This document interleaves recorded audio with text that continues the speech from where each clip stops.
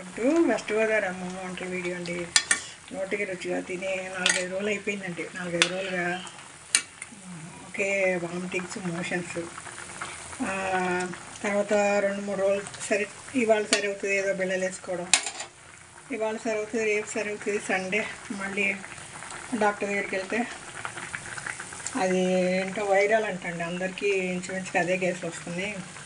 మీరు పాల ప్రోడక్ట్ 2 రోజులు ఆపేసేయండి. కాఫీలు, టీలు, మజ్జిగ ఏం తీసుకోకండి. మజ్జిగ తీసుకుంటే ఒక స్పూన్ పెరుగులో 2-3 గ్లాసులు నీళ్ళు వేసి లైట్గా తాగాలి.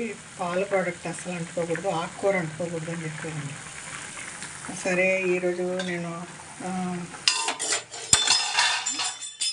పొట్లకాయని ఉప్పేసి పిండి తాలింపు వేసాను, లైట్గా కారం వేసాను. ఇక పుల్లగా తినాలనిపించేది. ములక్కాయ, టమాటా, కొంచెం 2 వంకాయలు, కొంచెం మామిడికాయ ముక్కేసాను, పులుసు, కొంచెం చింతపండు వేసాను.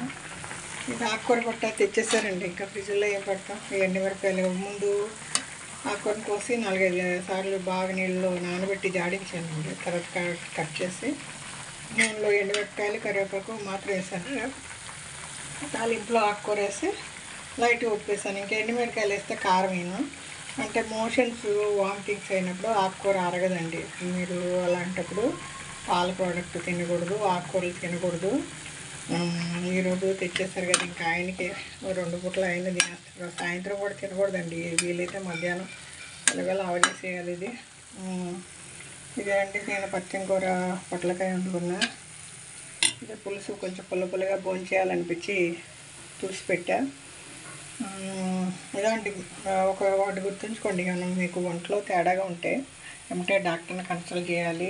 మోషన్స్, తర్వాత వామిటింగ్స్ అయితే అంటే డీహైడ్రేషన్ అయిపోతుంది. వాటర్ ఎక్కువ తాగాలి. ఓఆర్ఎస్ పౌడర్ నీళ్ళలో వేసుకుని తాగడం, నీళ్ళు ఎక్కువ తాగడం అండి. డాక్టర్ దగ్గరికి వెళ్ళేలోపు నీళ్ళు ఎక్కువ తాగితే మీకు నీరసం రాదు.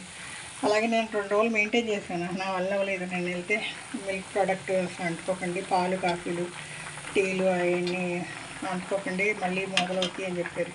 అదండి 2 రోజులు అయిపోయింది కాఫీ, టీలు జోలికి వెళ్ళిపోయి.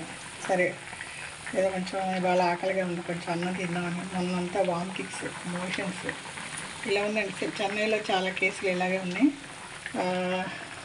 ఏదో అండి, పాలల్లోనూ తాగే నీళ్ళల్లోనూ కొంతమంది టమాటా అంటున్నారండి. టమాటాలు ఫ్రీజ్ చేసి 2-3 నెలలు గొడవల్లో పెట్టి మళ్ళీ మార్కెట్లో వదులుతున్నారండి. అవి కొంతమంది అంటే వాళ్ళందరికీ రావు కదండి. ఒక్కొక్కల హెల్త్ కండిషన్ వచ్చి కొంచెం ఇమ్యూనిటీ పవర్ తక్కువ ఉంటే వాళ్ళకి ఏదో ఒక విధంగా హెల్త్ డ్యామేజ్ అవుతుంది. కొంచెం తట్టుకునే వాళ్ళు అయితే తట్టుకుంటారండి. అన్నీ చూసి కొనుక్కోవాలండి. చూసి ఖరీదు ఎక్కువైనా ఫ్రెష్గా ఉన్న కూరగాయలు కొనుక్కోవాలి. అలాగే అండి, పాలు, పెరుగు ఇవి వాడేటప్పుడు ఇలా మోషన్స్, వామిటింగ్స్ అయినప్పుడు పాలు జోలికి వెళ్ళకూడదు. ఇట్లా ఆకుకూర కూడా తినకూడదు అండి. వెస్ట్ గోదావరి అమ్మమ్మ వంటల వీడియో అండి. ఏదో చిన్న వీడియో ఏదో నాకు తెలిసిన చిన్న ఇన్ఫర్మేషన్ మీకు కూడా షేర్ చేస్తున్నాను.